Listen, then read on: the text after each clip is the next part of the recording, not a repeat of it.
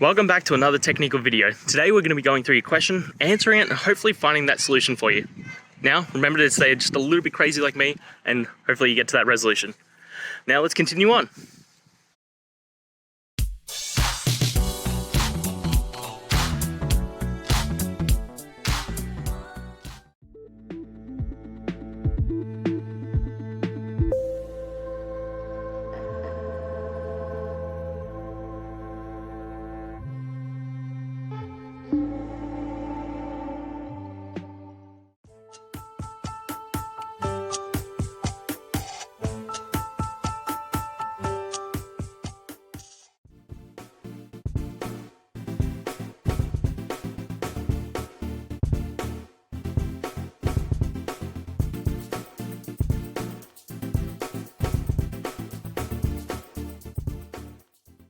And that's it, guys. We've gone through, answered your questions, and hopefully found that solution you're looking for.